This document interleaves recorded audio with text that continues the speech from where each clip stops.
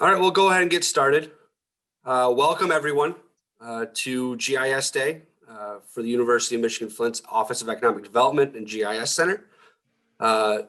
Today we are having two sessions. Obviously this one, Discovering Flint Spatial History. Then we'll also have one that I'll talk about here in a second this afternoon. Just to let you know, this webinar is being recorded and we will have it up on our website at some point and share that out via social media in case you want to go back to it for any of the resources that are being provided today.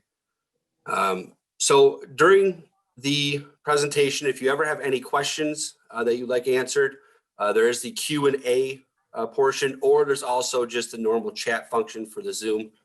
Feel free to use any of those at any point. I'll probably save the question and answer period towards the end after everybody has gone through this presentation. So this afternoon, just to let you know, I know that all of you registered, but if you do want to register still, you still have time. That's no problem.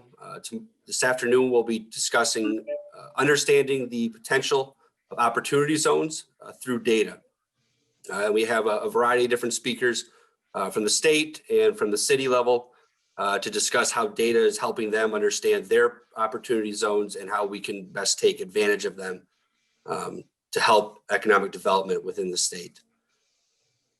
So today we have Dr. Daniel Trepal, a postdoctoral researcher from the Michigan Tech University Great Lakes Research Center. He's going to lead the presentation. And then we have three faculty members from University of Michigan Flint. Dr. Thomas Henthorne from the Department of History, Dr. Vicki Larson from the English Department, and Dr. Beverley Smith from the Anthropology Department. And they'll go through kind of how their projects have fit into this larger FLASH project that Dan will be talking about. So with that, Dan, go ahead. I'll stop sharing. Excellent. All right. Can you see my screen? Mm-hmm. All righty. Thanks, Troy, and thanks to everyone who came today to this virtual GIS Day. I'm really excited to be able to introduce this project, and as Troy said, I'm going to run through and talk about this work that I've been doing as part of a postdoctoral research opportunity I had at UM-Flint, and then I'm going to hand over to my colleagues, Tom, Vicki, and Bev to kind of elaborate on what they've been doing with the project. So as the title says, this is the Flint Archaeology and Spatial History, or FLASH project. And so this is something that uses GIS to primarily to study history or the past, but also to apply it to the present and future. And so when I talk about overall what this project is, it really centers on post-industrial cities, Flint in particular. This is really the focus of the project, and trying to do more with what we already have, really, and using GIS as a way to do that.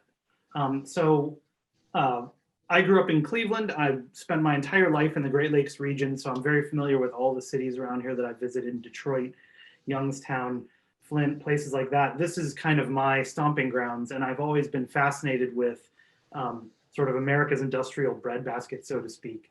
And Flint is a place that's really characteristic. You know, it has a deep history that extends millennia into the past in terms of human occupation.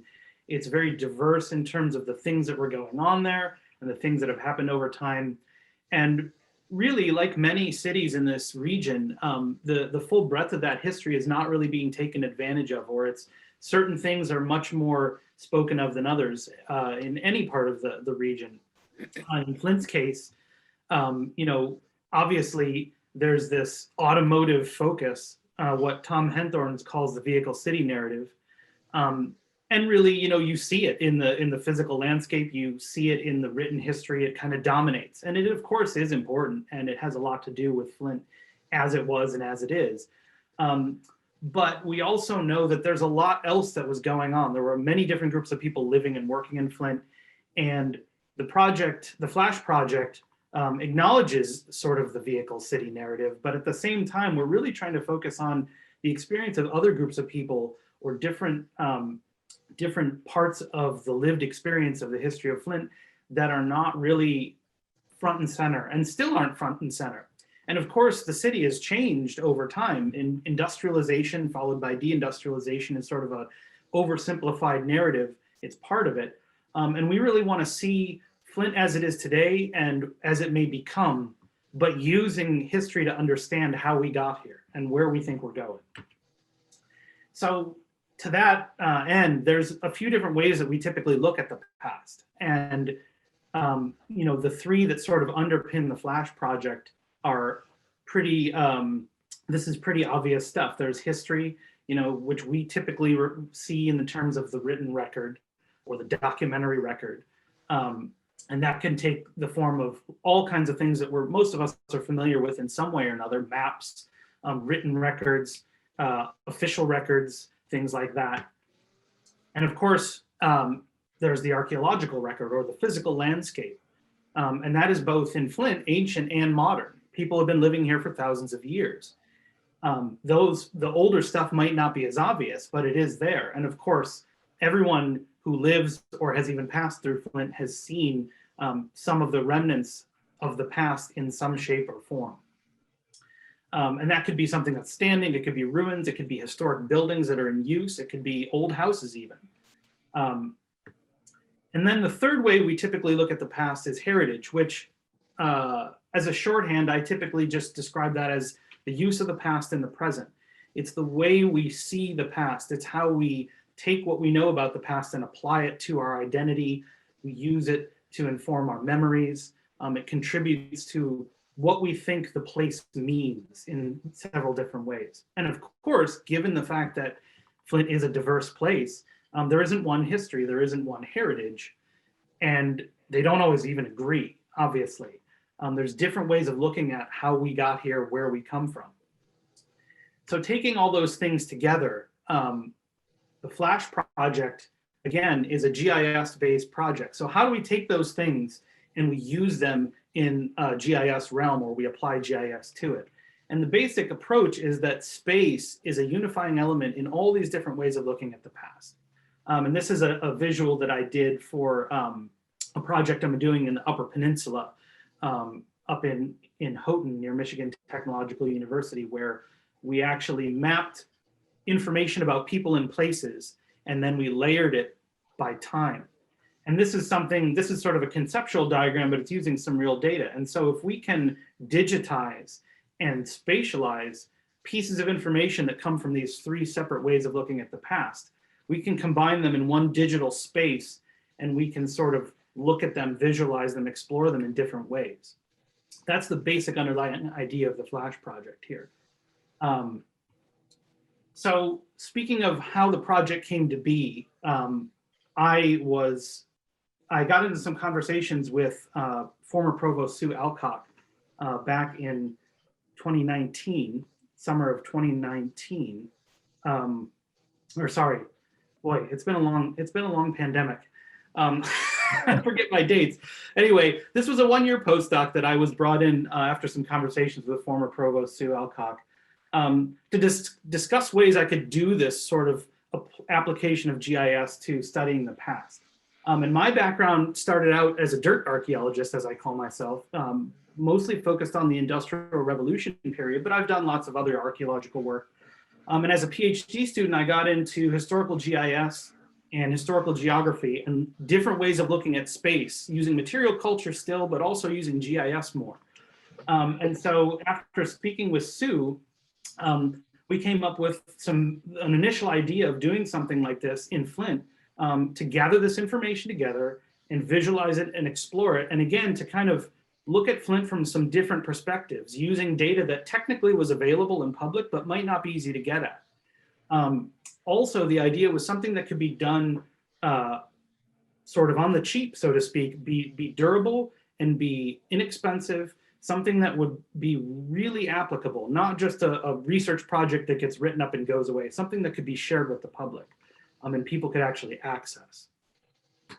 So very quickly, it became a collaborative project, and I can't emphasize enough how important that is, not just with fellow scholars or researchers or people at UM-Flint, but of course, members of the public and a growing group of people, ideally.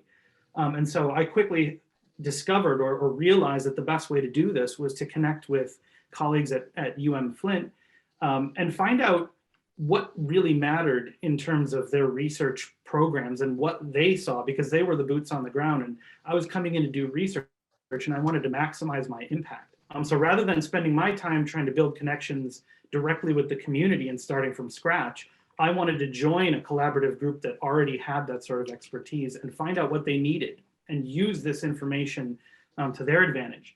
And so that's how I sort of connected with this group of Flash Project collaborators, including Tom, Vicki, and Bev, and also Troy and Layla Sanker at the Center for Global Engagement, and Colleen Marquis at the Archives. So as a group, they were super helpful in getting me on the ground and finding out where I should be spending my energy to make this sort of project work.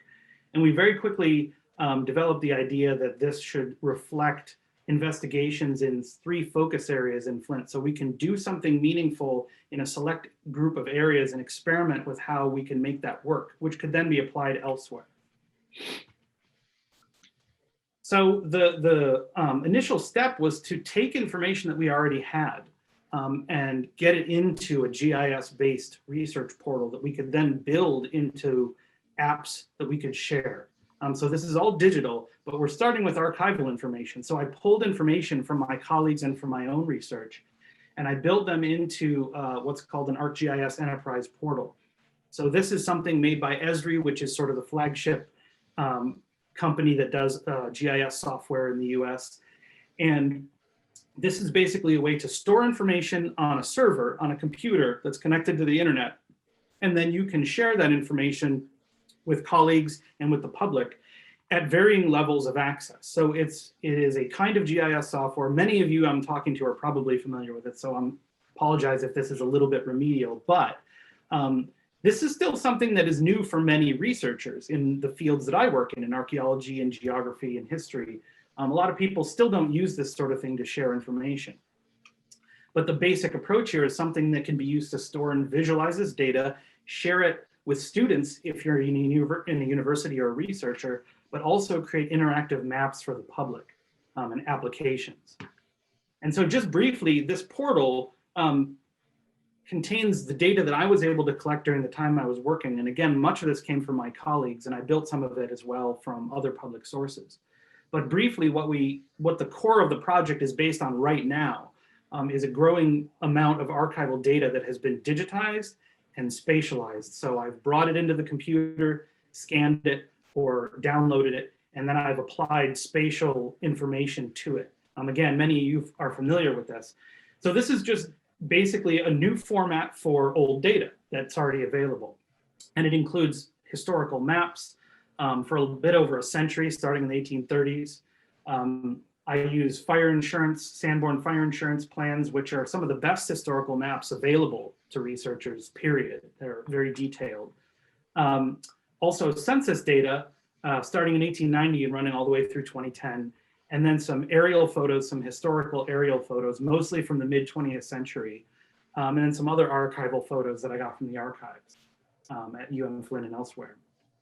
So that in brief is sort of what the portal contains, and that's the back end. So that's not something the public sees, but it's something my colleagues see.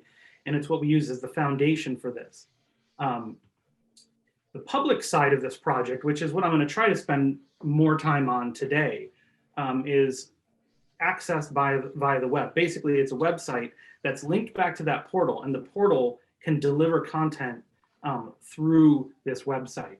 And this is something that researchers could also use, but it's initially developed for public access. And it's located at www.flintflashproject.com. And this is a website that's live right now, so I'm going to switch over really quick and do a live demo of what we actually have on the website. And then I'm going to turn it over to my colleagues, Tom, Vicki, and Bev, to kind of chime in on their experiences working with and using this data and where we go from here. So when you go to flintflashproject.com, you hit a landing page here that has a big Explore Flash button. And really the idea is to get you in and start using the information that we have as soon as possible. So I keep it kind of minimalist. There is an About Flash page here where you can read about basically what I just talked about, the origins of the project, and a listing of the collaborators. And again, as I hope this continues to grow as new people join the project. But when you hit the landing page here and click on Explore Flash, this really takes you straight to the sort of the meat of the project. And again, you see these three focus areas: Civic Park, South Side, or Floral Park, and Stone Street. So these are the places where Tom, Vicki, and Bev in particular have been working. And I've zoomed in on those places as an area that we know is already interesting to people and has a story to tell. But again, this can be expanded in the future. So this page immediately starts getting you involved in certain particular projects. And I do have an Explore All data here, which I'll talk about later. But this is kind of the main thing. So if you click on one of these links here for our focus areas, it takes you to a page that sort of gives an overview of the neighborhood or the area, and what the main narrative that we have kind of zoomed in on is. And so in the case of Civic Park here, this is a story about a planned industrial community and its evolution since that initial construction. Why was it built? How did it sort of form? And after that initial creation, what has happened since to lead us to the Civic Park of today and in the future? And what I've focused on is taking some of this publicly available data and trying to make it a little bit more accessible, so that you can see some of the stuff that sort of underlies that narrative and see how the neighborhood is changing through information that's been collected in the historical archive. So what a couple of the apps we have here, if you look, there's a couple of links here to apps. There's three here. The first of which is actually based on the census. So if I click this one, this app is basically a look at the way Civic Park changed through the census data. And this is a huge, the US decennial census is a massive, hugely detailed resource that is technically public and is used by a lot of people, but the public in general don't often have an easy way in, because anyone who's tried to download census data from the government will know that the website is not user-friendly, to put it bluntly. So what I've done is I've actually taken the census for Genesee County, and the data for the census is aggregated by enumeration districts, or census tracts, actually. So these tracts break Flint up into different chunks, and you can look at the demographic characteristics of each tract by census year. So I've got a little narrative here for each of these decades talking about how Civic Park changed over that decade. And you can look at some demographic statistics for that neighborhood. And this is just one census tract that I use as my default, but the other census tracts around it also exist, and you can explore those on your own, which I'll show you how to do that later. So this is one way to look at it, using the census information. Another app on the Civic Park page focuses on something that all of us are familiar with that have worked or live in Flint, and that is housing demolition. So the changing physical landscape, you have most of the places I've lived in my life are places that have suffered massive population loss at one place or another. I'm up in the UP right now, which had a huge depopulation event after World War I. In Flint, it was later. In Cleveland, it was a little bit later. But this is a familiar story to me, and it's something that anyone who lives in this region will know. And so this is a way to just kind of visualize that. There's an app here that basically takes a modern aerial image, and I've overlaid a historical one from the 1950s. And this is basically just a quick visualization, a way to explore the landscape in a broad sense and sort of contextualize what we know about changes that happened in Civic Park using this visual reference. And then the last app here, I'll kind of lump in with my later discussion of the See All Data app, because this is a self-guided tour. So this gives you access to the information in these other two apps, but just sort of a free exploration experience. So if I move on quickly to the next focus area in the South Side, this is kind of a slightly different narrative, but again, we're talking about a neighborhood that's changed pretty drastically in certain ways. And here, one of the most obvious ways is, again, similar to the one I just showed you in Civic Park, a story of physical alteration brought about by deindustrialization. And so this is the Floral Park interchange that a lot of you are familiar with. And even more than Civic Park, we see the pretty radical changes that were brought about to what had been a very large residential community, which is now very different. And so this is a way to, again, bring this information easily into the public so they could look at it. You don't have to go to the archives to see this imagery. You don't have to download large images from government repositories and that sort of thing. It's easily available on the web and can be manipulated. And then just quickly, another way of looking at this area, at the south side, is through the Green Book. So this is in the form of a story map. So I created a little narrative here, and this is something that I hope to see more of in the future potentially. But this is sort of a story of what the Black landscape, the African-American landscape, looked like through a reference that specifically is meant to serve that community in the past.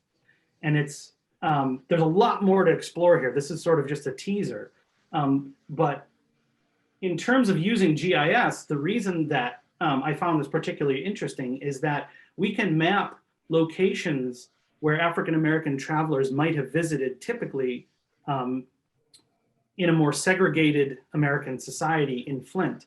And what's particularly interesting about this is the places that African-American travelers might have stayed are now primarily located where the interchange has been built. So again, we have an entire historic landscape that no longer exists in the physical sense, or at least in the easily visible sense. And so this is a way to kind of convey this information with a combination of maps and historical narrative and data that I've collected and mapped. And you can explore this narrative on the website, of course. So, and then finally moving on briefly, quickly here, the last major component of the website is specifically archaeological. So we're shifting a little bit here from more of a historical or historical geography to archaeology. And in both cases, we're talking about looking at changes over space and time. But this one I find particularly interesting because now we're really shifting very far away from that vehicle city narrative of Flint. And we're talking about the deep time occupation of Flint. Flint has been occupied by people for millennia. So this is really shifting gears here. And what's particularly interesting about it to me is we're trying to show how that has occurred or bring to light this sort of long occupation of Flint through an archaeological site that was actually found in the city, in the Stone Street, at the Stone Street burial ground. And this is an accidentally discovered burial ground that was that came to light in the early noughties or mid noughties. And it gives us a chance to talk about archaeology within the context of a city, which I think most people are aware of archaeology. Most people in Michigan are aware of Native American prehistory to some extent, as we call it. But most people don't really think about a city as a place where archaeology exists and is present in some way. And so we talk about the discovery of the site here, and I overview, Bev, I should say, overviews the discovery of the site, the way it was treated, what kind of issues are inherent with this sort of thing, Native American sites in developed areas. And really one of the important sort of points about this is some links that I put on the website that take you to a discussion of what happens if you think you found some archaeology? How does archaeology relate to you as a citizen in a city? So this is meant to be sort of informational in the sense that it helps tell you what to do. It's not just talking about archaeology, it's part of your experience, it's part of your city.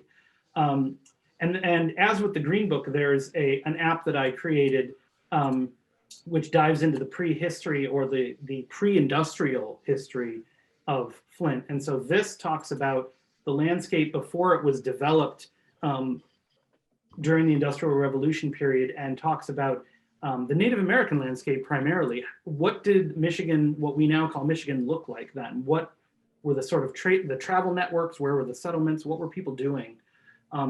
And reinforce the fact that this still all exists in the sense of history and archaeology. The information that I have here and many other pieces of information I didn't have time to add tell that story, and they are present. So when we talk about what Flint is today and where we think it's going, these things matter because they really inform everything we think we know about Flint. And it's important to show the information, to show our work, so to speak, and allow people to look at it and explore it directly.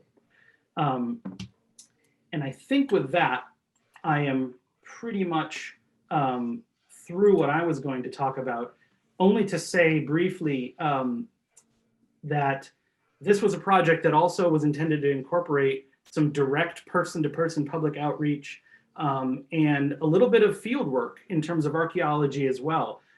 We managed to get a budget for 2 touchscreen kiosks, which Tom and in particular Tom and the rest of the group conceptualized as mobile access to the website that I just showed you. So we can put it in places and have people use it, improving access. If you don't have good web access at home or such, we could take this to the public and have them use it and rotate it between different sites. And I was also going to do some additional field work using a ground penetrating radar unit to gather more digital data about the physical landscape that I could share, particularly with the archaeology of Flint, but also some of the history as well, talking about historic landscapes that may have changed through deindustrialization. Unfortunately, the pandemic put paid to that for the summer of 2020, but we're still looking at ways that we can continue to move this forward. And the kiosks we have, and we are going to implement those in the future. So this is something that will continue to move forward. And with that, I think I will turn it over to my colleagues to kind of tack on all the things I probably missed while I was showing you the website and talking about the project.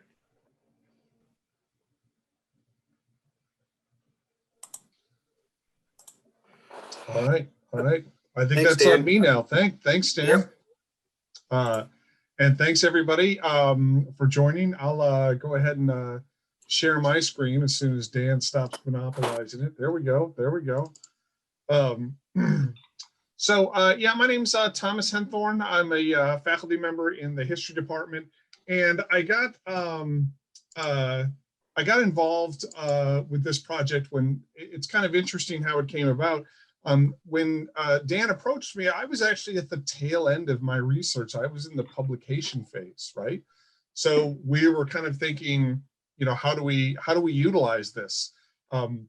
So primarily what I've been able to do is take the website and use it as a way to talk to people about my research. One of the things I enjoy doing is I enjoy taking a really critical look at history and sharing it with public audiences.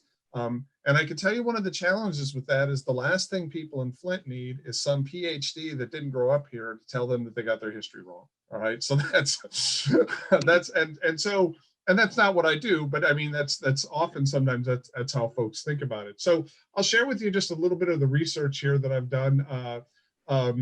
This is specifically about a forthcoming publication coming out next year in the Michigan Historical Review. So why Civic Park? Why take a look at Civic Park? It's really a good example of the processes of urban change. It just recently celebrated its centennial. So we have 100 years of history to look at here. And the big questions I ask are, what are its origins? How did this neighborhood kind of become historic? It doesn't become historic when it was built. It actually becomes historic in the 1970s. And then why does the neighborhood look the way it does today? So really background history. This is the original plat for the Civic Park. And the neighborhood ended up looking quite a lot like this with just a few design changes. It was finished in 1919. And as Dan mentioned on the website, it was designed as an exclusive model community for industrial workers. But the price of the home and housing restrictions meant that really not a lot of the rank and file hourly workers could afford it at first. What's really great about Civic Park too is at a time when Flint was deciding what it should look like as a community, who should live there, what types of housing restrictions we should be putting in place between 1915 and 1920. This is a period of massive growth in Flint, and Civic Park was the most talked about neighborhood. So as Dan had mentioned things about the documentary record, we have more information about this one neighborhood, all right, than any other neighborhood built between the years 1915 and 1920. And the patterns that they create in this neighborhood get repeated as we continue to build out the city. Looking over the course of 100 years, this identity of folks in Civic Park is rooted in this idea that it's a model community, that there's something special about the place. And we use, I can use the Flint flash map, especially the map about, this is the one captured from the census information to talk about maintaining that model community.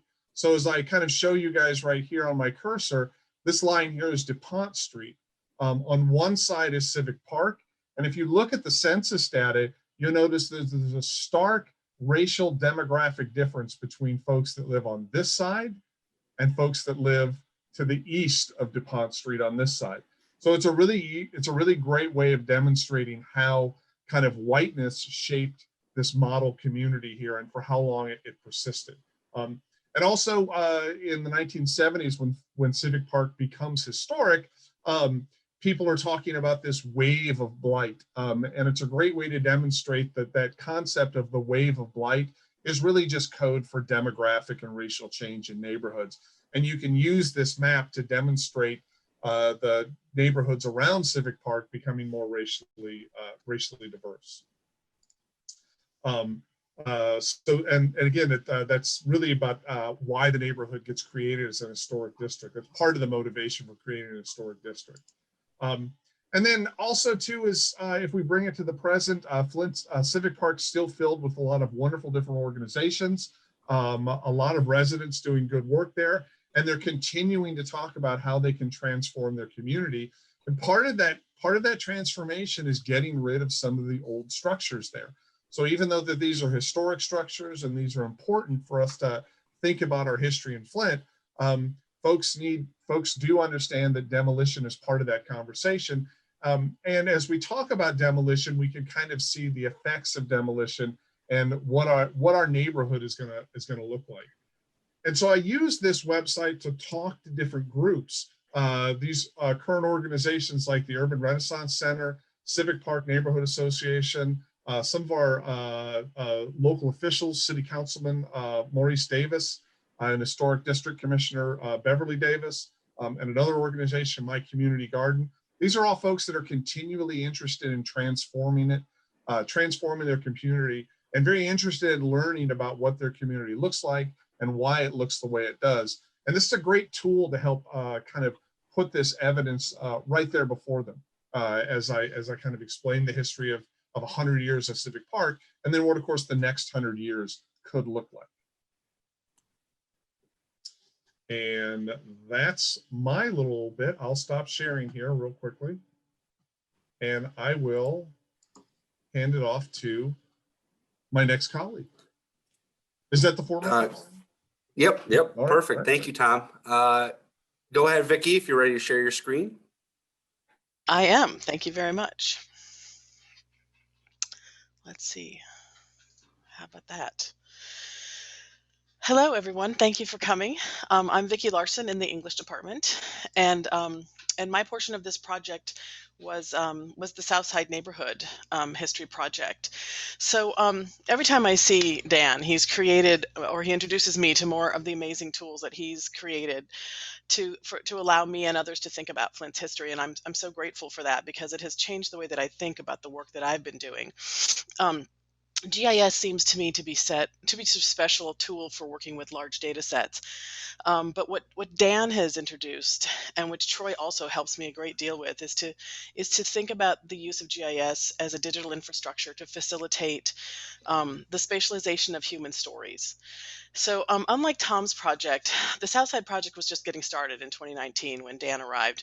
We were just getting it off the ground. A group of community members decided to build a community archive to document one of Flint's less documented neighborhoods, where there's less information about this neighborhood, and it's one of Flint's earliest and most stable Black neighborhoods, an area just south of downtown that's called Floral Park on city maps, but was known by its residents as the South Side. In this map from 1920, you can see this neighborhood if you look sort of south of Court Street all the way down to Thread Lake. And you can see it between really at the heart of it is between Lapeer Street and Saginaw Street. So it's now what is completely underneath that cloverleaf that Dan demonstrated. But all of these little streets that you see here were residential and business streets. So the South Side is an essential space in the history of Rust Belt America. Most cities in the urban north have a South Side, or something like it. This small neighborhood was one of two predominantly Black neighborhoods in Flint during the first 3/4 of the 20th century. Its schools, churches, and residential streets and businesses bustled with Black cultural life during the period when federal redlining maintained strong color lines in the north. Like so many of the other successful African American centers in the North, the South Side was raised in the name of urban renewal in the early 70s, and it now lies beneath the I-69 and 475 freeway interchange. Its displaced residents are now quite elderly, and their memories of this neighborhood stand as a testament to the value of African American community, culture, and history in what is now a primarily Black city with a primarily white historical narrative. The community research team wanted to begin with a single individual. Here's the redlining map that shows you this neighborhood is marked with D18, so you can see exactly where the sort of how the redlining shaped this neighborhood and defined it. So the community research team wanted to begin with a single individual, Norman Duquette, a prominent figure in Flint's Southside neighborhood between 1929 and 1980.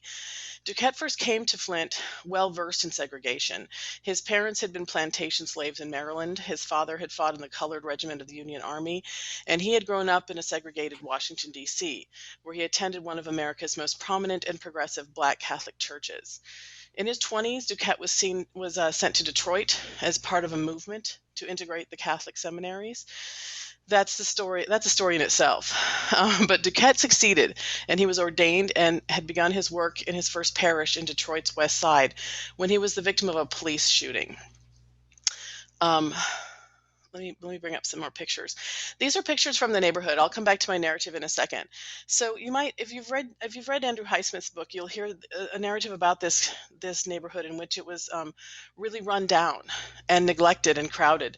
And it may have been those things from some perspectives, but that's not how it's remembered by the people who live there, and it's not what I see when I look at the things that we're collecting in this archive. So I've pulled together 3 photos here that all emerge from the same space. So they're all taken. These photos are going to be taken all within like 50 yards of each other, over a span of like 30 years. But this is an early one from the 30s, in which we see a group of Southside residents gathered around a building that they're using as a Catholic church. So they're meeting in this church, and also their priest lives there. So Duquette was their priest, and Duquette lived in this house. Here's a picture taken around the edge of that house of a group of men from the Knights of St. Peter Claver organization that was organized within that group. And so this is in the 40s. And then we see this group this is seriously just a few 50 yards away in the front of the church building that they would move next to the house. They did that in the 40s. And then here's a group of people celebrating an event. I think it was the first communion and confirmation that they had all gathered for, and brought the bishop in from Detroit to oversee. And so these are the pictures that are beginning to emerge and have emerged from the group's desire to document this community.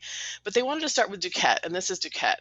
So So let me go back to Duquette. So in his 20s, he was sent to Detroit, out of Washington, D.C., as part of a movement to integrate the Catholic seminaries. And he was ordained and began his work. His first parish was St. Benedict the Moor in Detroit's west side. And when he had just really gotten off the ground with that project, he was the victim of a police shooting. And this was 1929. So he survived, but his work as a national urban leader ended, and he was reassigned to Flint. He was worried that he would be defrocked, but he was not. He was just sent to the hinterlands where there weren't really any Catholics, and he wasn't going to be able to make a national name for himself. But he made quite a name for himself anyway. So he worked as a priest and community organizer in the South Side for 50 years. Norman Duquette's work and his life allows us to see Flint's African American history in relation to national cultural movements, progressive era integration, redlining segregation, urban renewal, and police violence. Community members and I pulled the story of Duquette together in two ways. We gathered up the material remains of his life by putting out a call to all who knew and loved him to be part of the building of an archive. We gathered, preserved, and archived his papers and his personal effects, which were in various people's homes, and we gathered photographs, documents, and oral histories. We've preserved, digitized, and archived these items with the help of UM-Flint archivist Colleen Marquis, who I know is here. Hi. And we use them combined with research in other archives, national and more established archives, to put together a fuller picture of this remarkable man that residents remembered. Building the story of Duquette's life and collecting an archive of his work in Flint was not initially a spatial project. It was a story, just one of the many that played out in the South Side. We're now engaged in collecting additional stories in a growing physical and digital archive. The ability to spatialize these stories allows us to see that communities are organized by these stories and by its stories. Dan's amazing slider map, which he showed when he was looking at the cloverleaf, is such a gift in that it makes visible a crucial moment in Flint's Black history. In it, we see what's beneath the surface of a city that doesn't always make sense on the surface of it. It visualizes a crucial moment in Flint's Black history. Our collaboration allows us to move into the surface of the map and to see what was going on down there. To archive these stories alphabetically or chronologically in a sort of, even if they were publicly available in a website, it doesn't accomplish what happens when humanists and geospatial experts can locate them in a space. Because when we locate them, these stories tell us how to understand the landscape of Flint, and they give the space a legible history. So I just want to express my gratitude to Dan and Troy for having brought the concept of spatialization into the world of humanities research and in changing the way that my research is progressing. Thank you. All right. Thank you, Vicki. Bev, you're up. I think Dan is going to be sharing his screen while you're discussing. Yes. Go ahead. Can everybody hear me okay? Yeah? Okay, good. Okay. Thank you all for attending and expressing some interest in these various interesting projects. My portion of the project is very amenable to the spatial component of GIS. So this has been critical for us to have an opportunity to layer on our discoveries at Stone Street and our contributions to the descendant communities salvaging of a previously unknown burial ground as an example of urban archaeology. And many people over the years that we were sifting and retrieving ancestral remains from Carriage Town, right by the river, right by Atwood Stadium. Lots of people had driven by and said, "Oh, it looks like a PBS documentary. What are you guys doing out there?" And we had literally hundreds of volunteers and hundreds of people stop and query about what we were doing with our screens and our equipment, etc. So, but most of the opportunities that I've had to be able to communicate what we discovered at Stone Street have been oral presentations to a variety of historical organizations and other opportunities through the university. And so this is a really powerful way to have this information disseminated more broadly. And so I'm very grateful for Dan's work, and it's been a wonderful collaborative project with all of you. the scale, of course, of my subject is very different. And so one of the things I designed for this portion of the website was to create different layers, and within those layers to create threads that were questions that people often have. So as we can see, my glasses on, we can see I start off talking about the depth of the history, which is about 15,000 years in the Saginaw River drainage basin, of which, of course, the Flint River is a major river in that system, and how rich that archaeological history is. It's one of the areas of the Great Lakes that has the densest number of archaeological sites, right from the Paleo period, starting about 15,000 years ago, right through to the early historic period. The burial ground itself was an inadvertent discovery, and I wanted to address some of those issues associated with the discovery of an archaeological site, and this is part of the main thrust, really, of the presentation, along with some information about the results, what we found, and what we learned about the people who lived and died in downtown Flint, starting about 80 or I should say 800 CE, all the way through to about 1400 CE. So it's a long-term burial ground. We found the remains of 109 people, and most of the people that are buried there are still there. We didn't excavate or remove anyone that hadn't already been removed. So there were lots of sort of explanatory components of this that I tried to incorporate and keep accessible to the public, and particularly, I think, to school children in Flint, but also give information that I think was really critical. So we included sort of a layered approach, thinking about questions that people had and some answers that we can give. For example, how do we know how old this site is? How do we know? And sort of the methodologies associated with comparative analysis of material culture, particularly ceramics, and how that, yeah, we could do that one, yeah. So how we use sites that have been radiocarbon dated and in habitation sites, and apply the principle of artifact seriation to recognize that we can also apply the similar kind of dating technique without using intrusive dates like radiocarbon, because this was very important to the descendant community, and particularly the Saginaw Chippewa tribe, that we not in any way intrude upon the ancestral remains, physically or otherwise.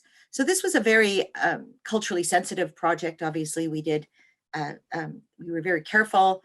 It was run by the Saginaw Chippewa tribe, and I worked for them and took my lead from them. But at the same time, had a great deal of latitude in terms of informing and discussing and having an opportunity to work with tribal members, as well as students, lots of students and other community volunteers, as we sort of struggle with how to appropriately and correctly deal with the ancestral remains that were disinterred as a result of the starting of a housing development that, of course, has since, of course, been canceled, and the creation of a sacred space for the ancestors that have been reburied at the site.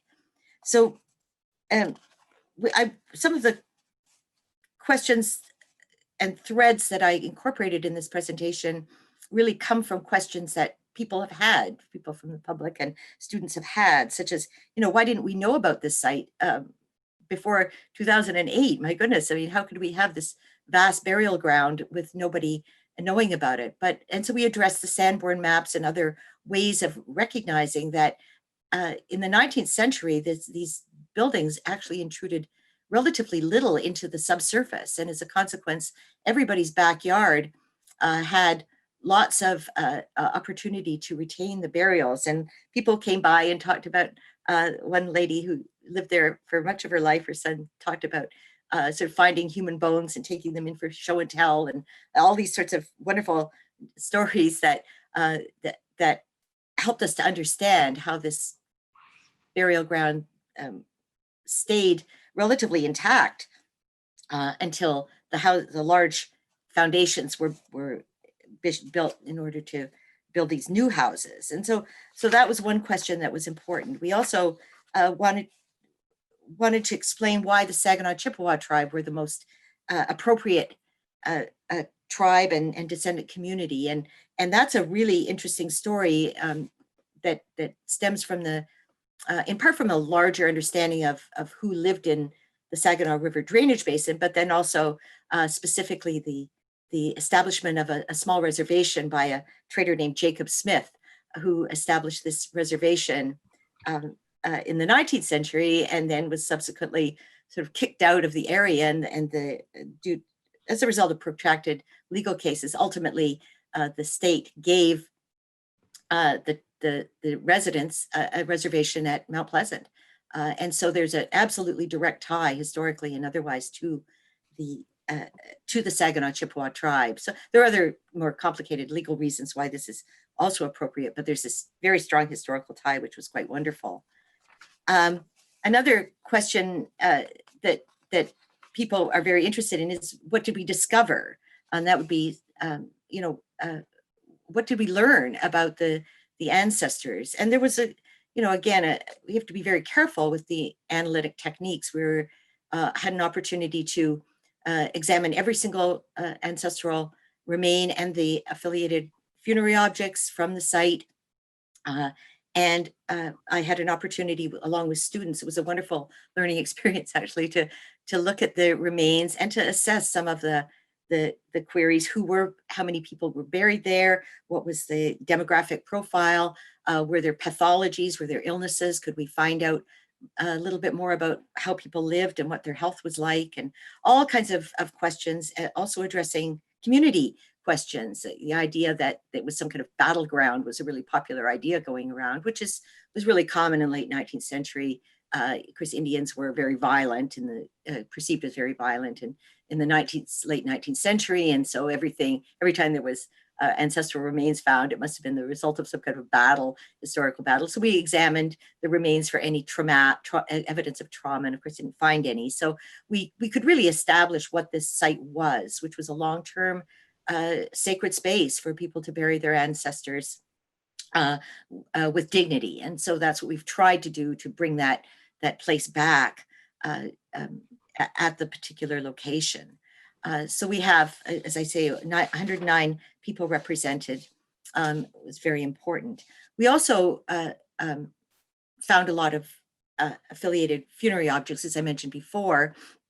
And we found that many of them, or some of them, were quite exotic. They came from the Gulf of Mexico, large Busayan shells made into pendants, which documented this very elaborate and interesting trade network that sort of imagine this shell traveling all the way from Florida to downtown Flint in order to be made into a very beautiful artifact and then buried with the person who owned it or who had it. So understanding the relationship between the funerary objects and the ancestors was also very important. Is it kind of draw Flint into this really global economic trade network, as well as their relationships to other sites and people that lived in the Saginaw River drainage basin. So the scale is huge, but the site is very informative in terms of situating our ancestral remains in Flint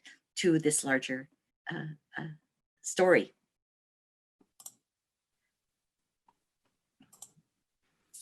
Well, very nice. Thank you, Bev. So if I could just With jump that- in for 1 second, Troy. Yep, go ahead, Dave. While my colleagues were speaking, I remembered that I neglected to show you one final thing, which kind of ties us together a little bit.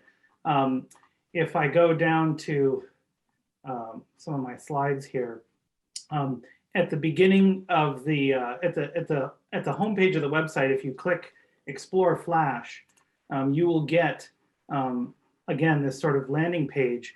And there's a button here to explore all Flash data. And if you click on that button, you essentially get a viewing app that I created. And what this does is basically take all of the data that I used in all of these apps and it puts it in one place. And it's sort of a big ugly layer, a big ugly list of stuff.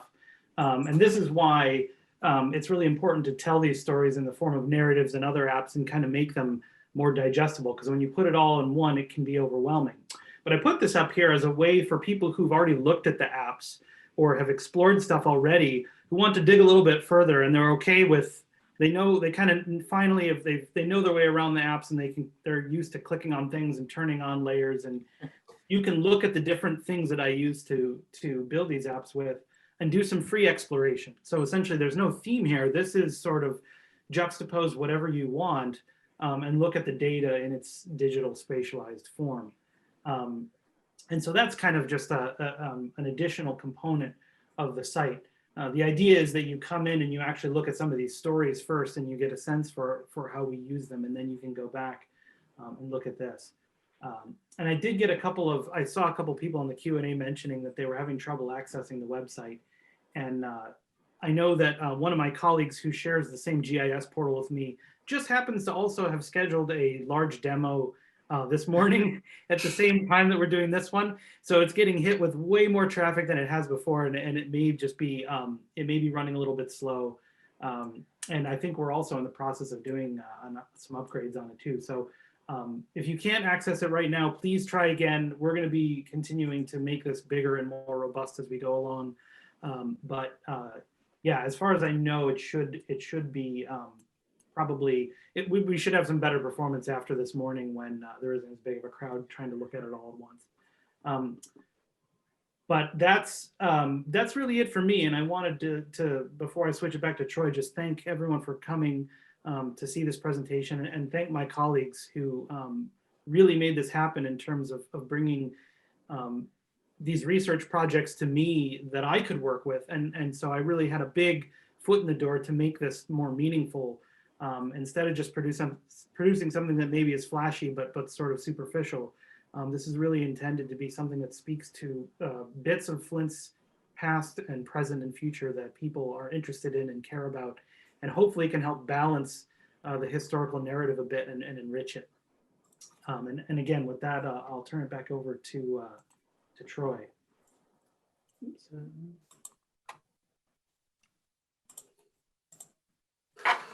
Thank you, everyone. Thanks, Dan. Thank you, Vicki, Bev, and Tom. I've put, their contact or emails on this slide.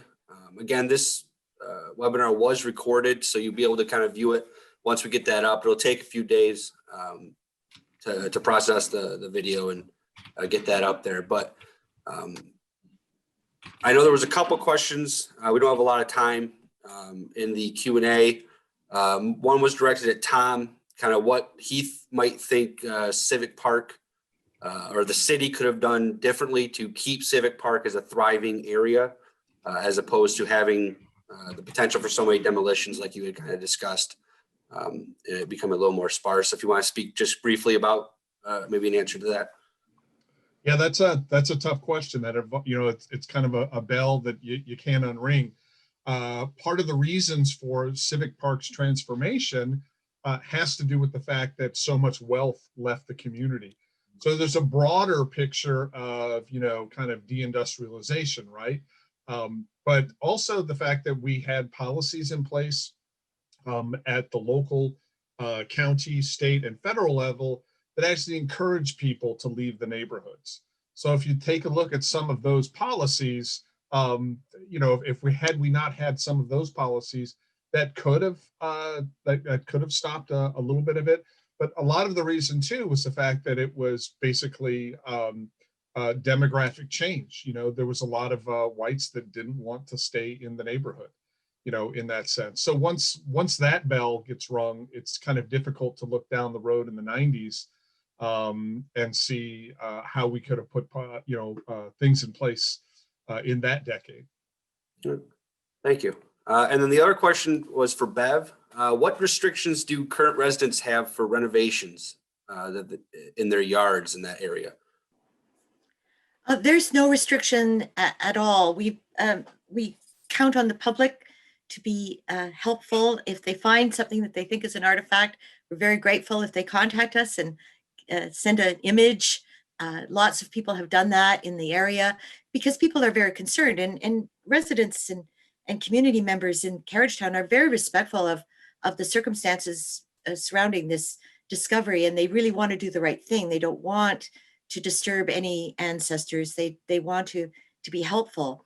And so in terms of legal restrictions, there are none, essentially, in terms of archaeological remains. But at the same time, there are protections for ancestral remains, so that when they are found, we contact the police, because not every human bone is the result of an ancient burial circumstance. There are also forensic circumstances that we also have to be very careful to address.